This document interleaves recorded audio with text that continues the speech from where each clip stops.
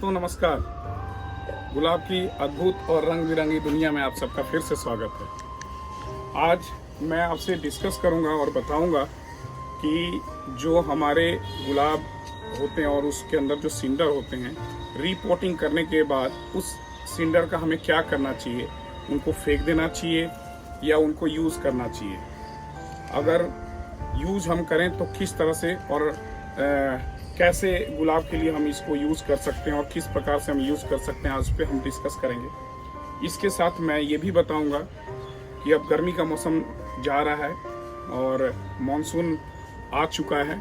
हमें प्लांट को डोरमेंसी में लेकर जाना है, फोर्सफुल डोरमेंसी में लेकर जाना है।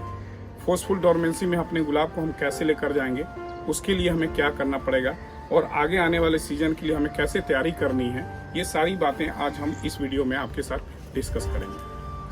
रीपोटिंग या ट्रांसप्लांट के बाद या कहें हम रूट प्रूनिंग के बाद जो सिंडर निकलते हैं पॉट से, और जब हम नया सिंडर उसमें नए पॉट में यूज़ करते हैं या नए प्लांट के लिए जब हम यूज़ करते हैं, तो जो सिंडर पुराने पॉट से जो निकलते हैं या हम कहें पुराना जो मीडिया है हमारा सिंडर, उसको हम रीयूज़ बड़ी आसानी से कर सकते हैं और इसमें वही सक्सेस मिलेगा जो हम नए सिंडर में सक्सेस पाते हैं।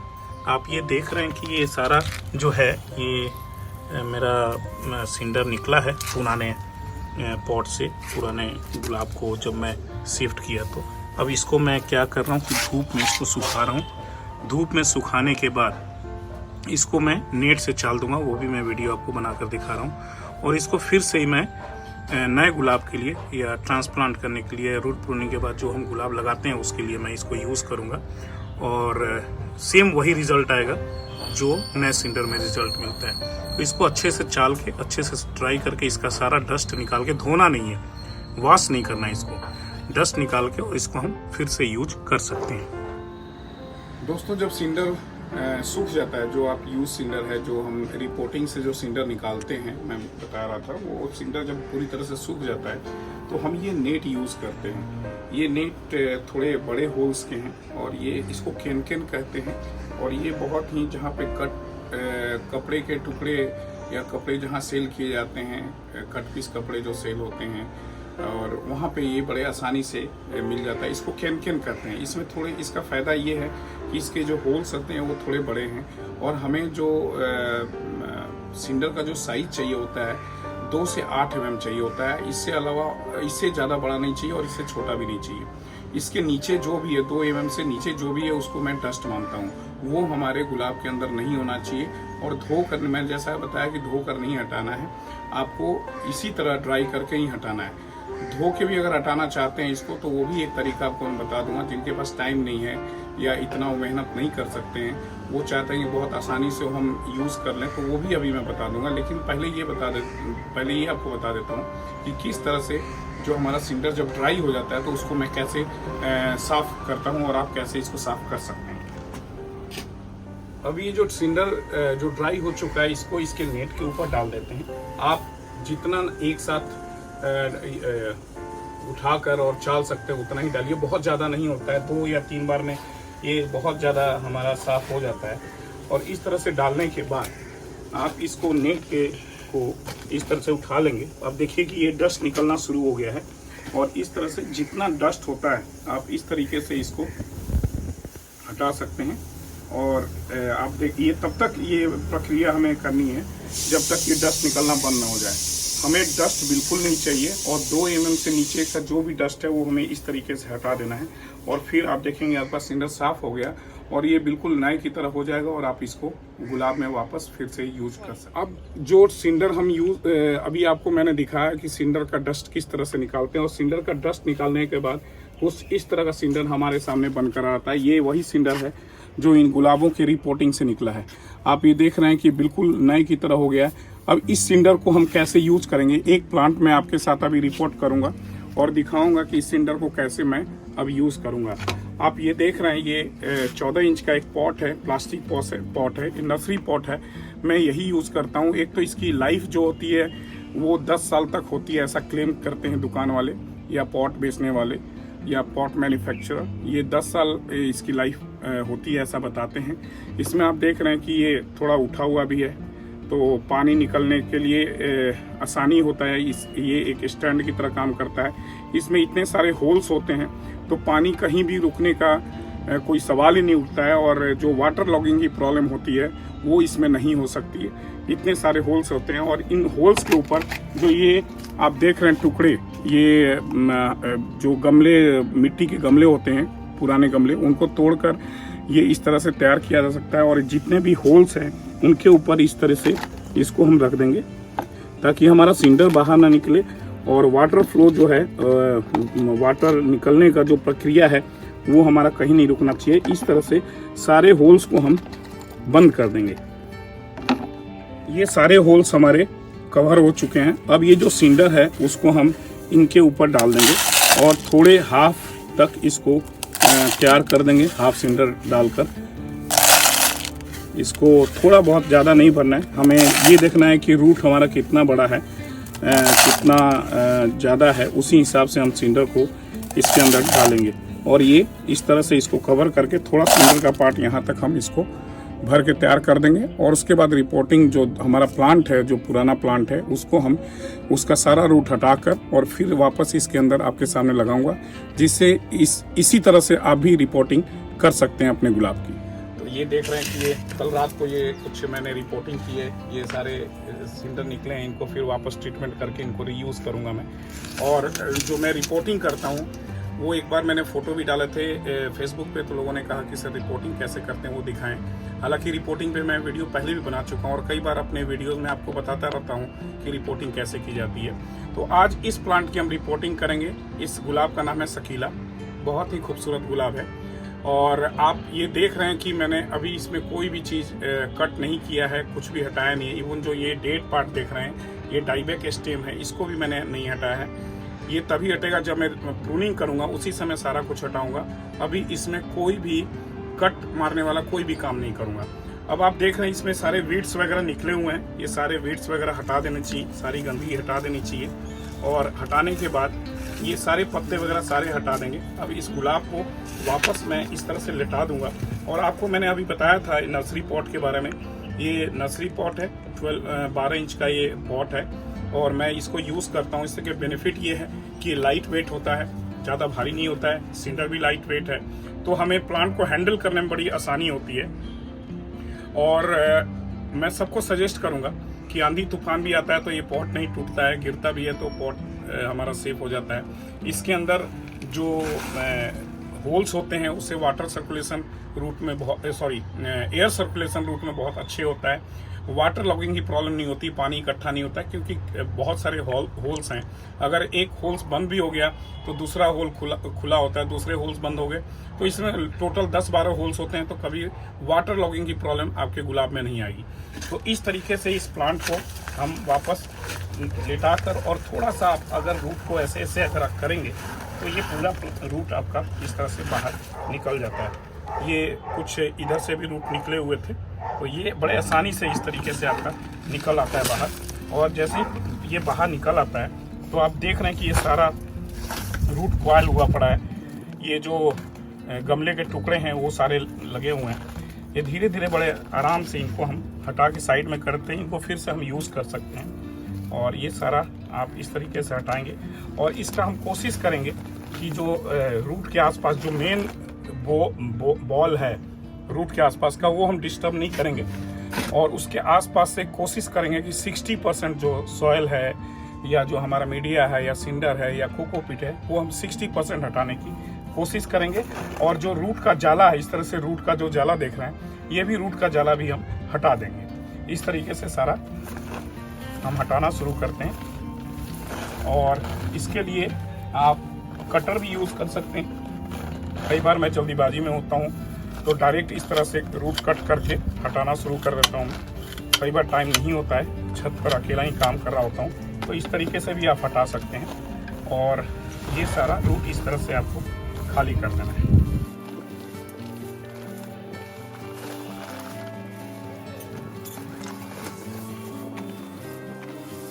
और अभी मैं आपको ये भी दिखाऊंगा कि ये जो सिंडर निकल रहा है, अगर आप डस्ट नहीं निकलना चाहते हैं और आपको इसको फिर से अगर रीयूज़ करना है तो कैसे करना है वो भी आपको मैं बता दूंगा अभी।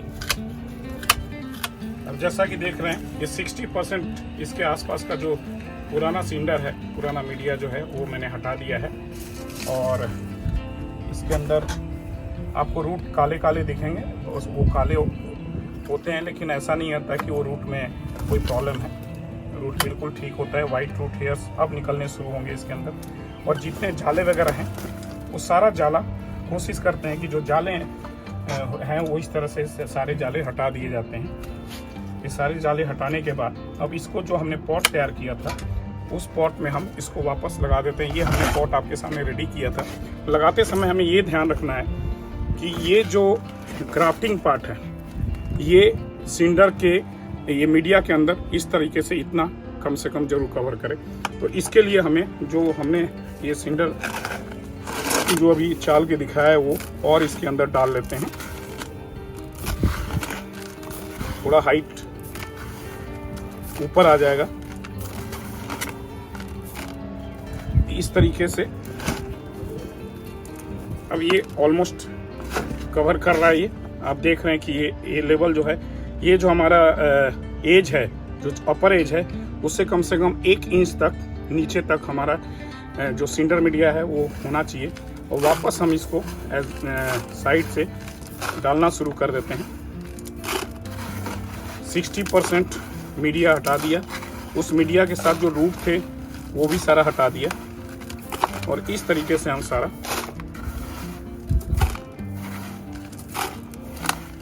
वापस सिंडर भरना शुरू कर देते हैं पॉट के अंदर। और साथ के साथ थोड़ा साइड में, बीच में नहीं, साइड से थोड़ा सिंडर को आप प्रेस करते जाएं रूट के आसपास, तो रूट के आसपास सिंडर पहुंच जाता है, कवर हो जाता है इस तरीके से।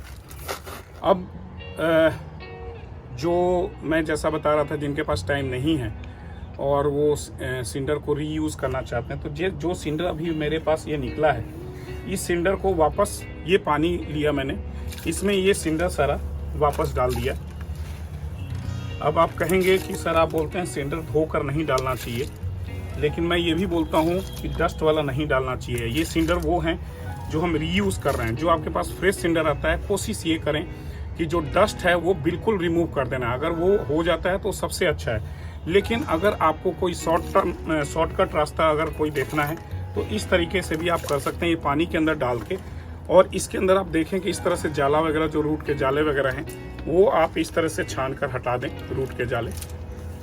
ये जितने जाले हैं, देखिए कंकड़ पत्थर अभी निकल रहे हैं, ये जितने जाले हैं वो सारा हम रिमूव कर देते हैं। ये सारे जाले 1-2 बार हाथ फेरेंगे और सारे जाले हट जाएंगे। और उसके बाद इसको आप जब भी सिंडर को निकालें तो ये 5 उंगली ऐसे खुली होनी चाहिए।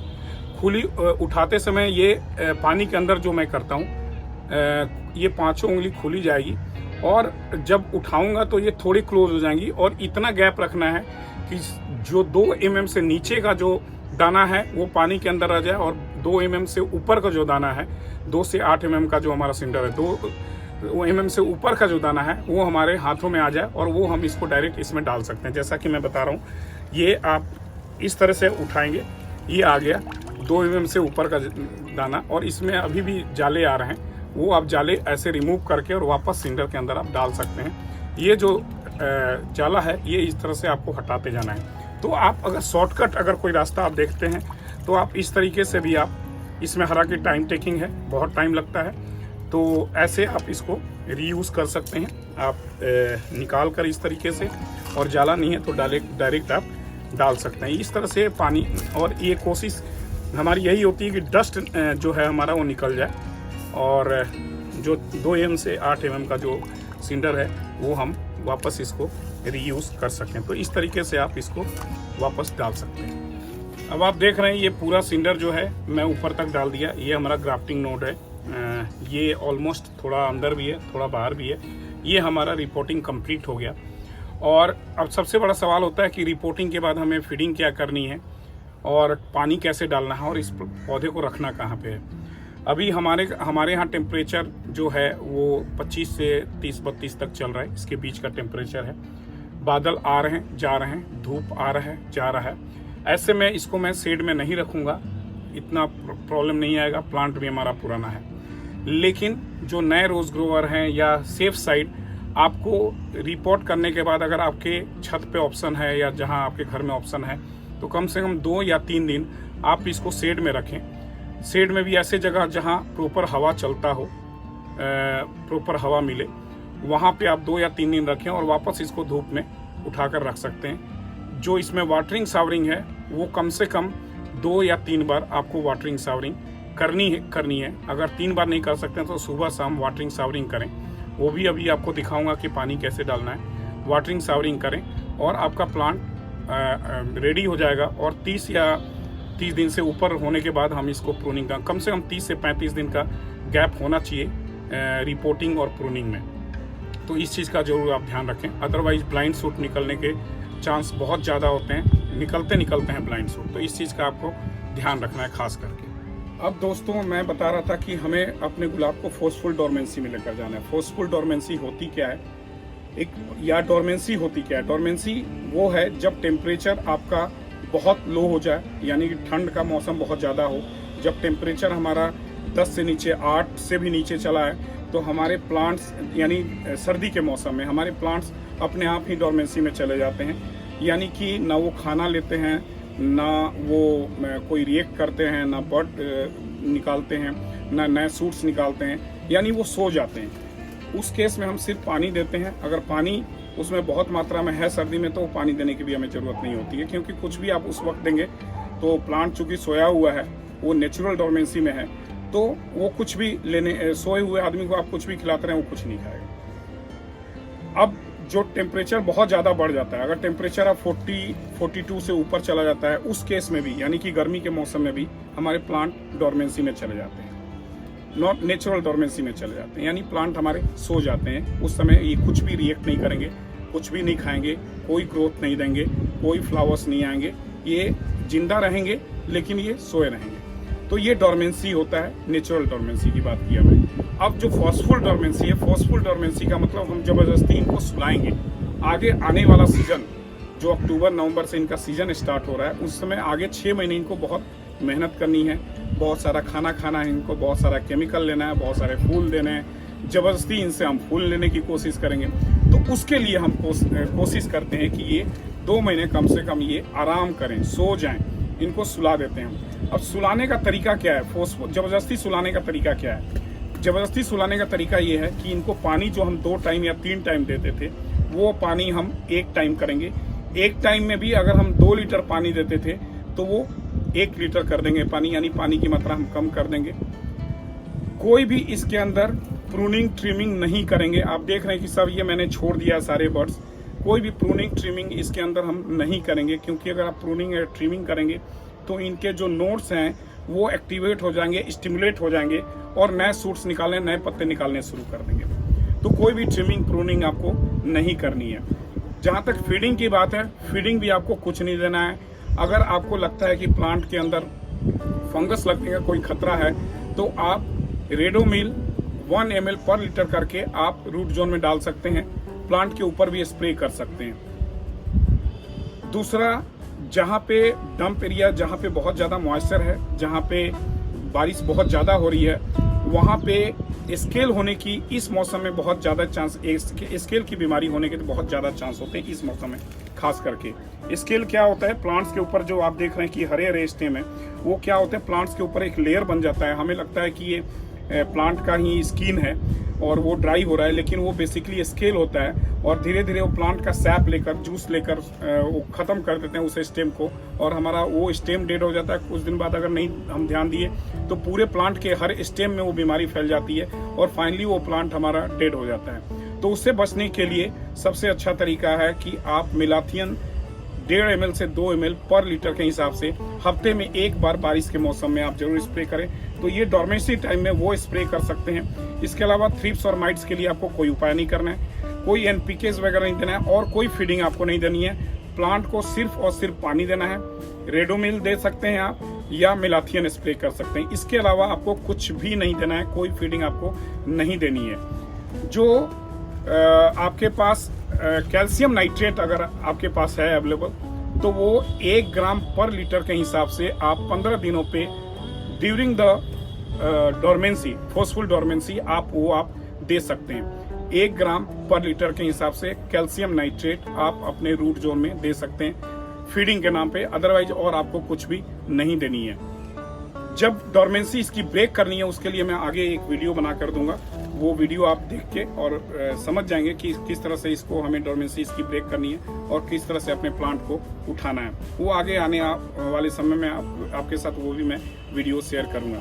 तो ये आपने देख लिया रिपोर्टिंग और डोरमेंसी के बारे, फोर्सफुल डोरमेंसी के बारे में भी आपको मैंने डिटेल वीडियो में आपको बता दिया है। अब इसमें पानी जो हम देते हैं वो इस तरीके से आप पानी दे सकते हैं, और आप जब रिपोर्टिंग हो जाती है, अब देखेंगे थोड़ी देर में नीचे से पानी निकलना शुरू हो जाएगा।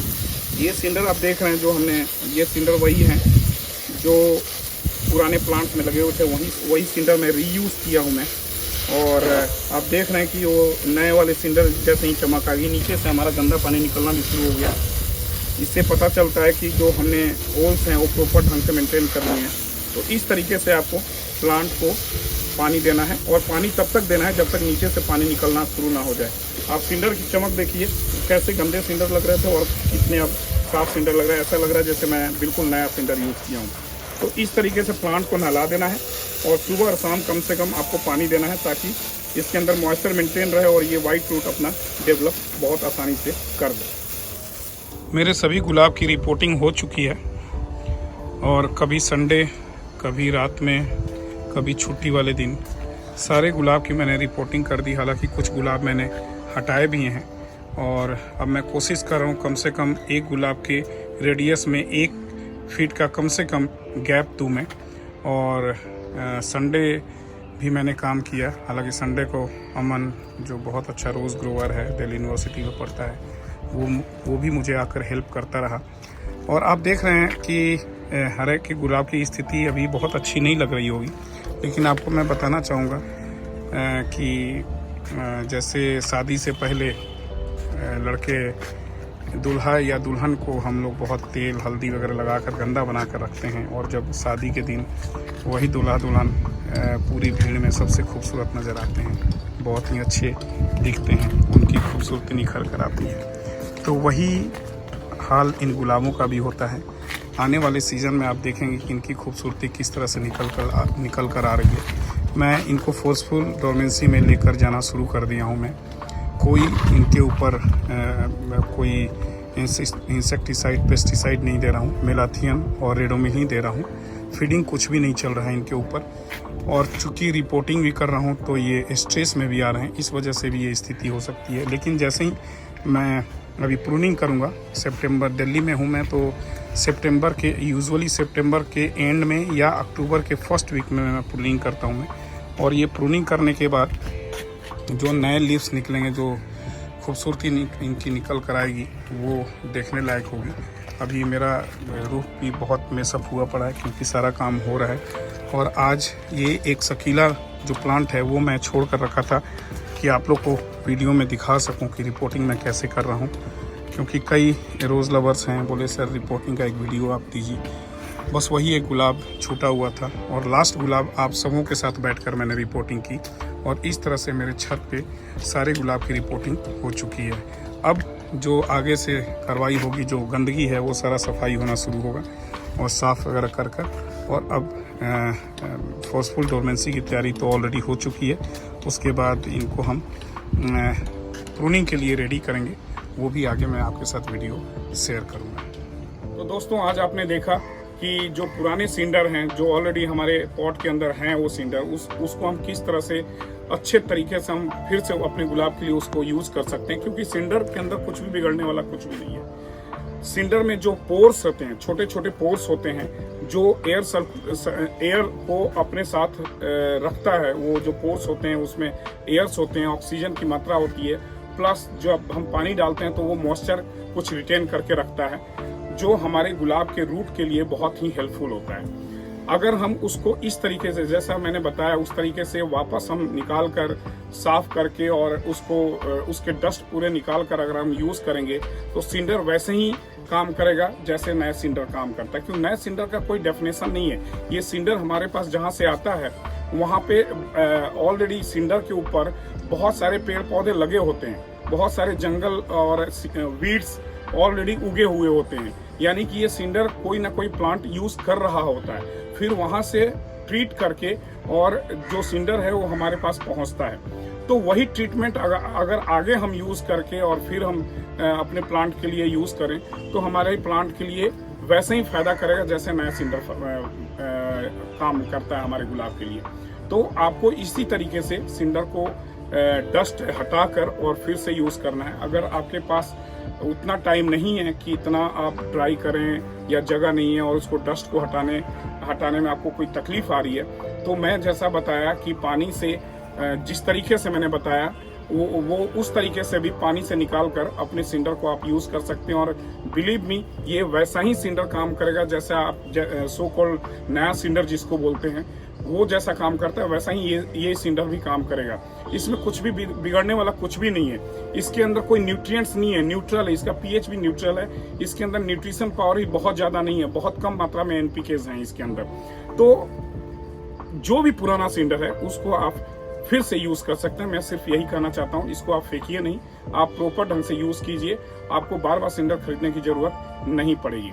अगले वीडियो में हम डिस्कस करेंगे। दूसरा मैंने आपको ये भी बता दिया कि आपको डोरमेंसी में, फोर्सफुल डोरमेंसी में आपको कैसे लेकर जाना है। अगले वीडियो में हम डिस्कस करेंगे कि डोरमेंसी से पहले हमें क्या फीडिंग देनी चाहिए, उसमें क्या ट्रीटमेंट हमें करनी चाहिए और डोरमेंसी प्रूनिंग कैसे करनी चाहिए। ये सारे वीडियोस अभी आगे मैं आपके साथ शेयर करता रहूंगा। तब तक आप स्वस्थ रहें, सुखी रहें, कीप ब्लेसिंग्स।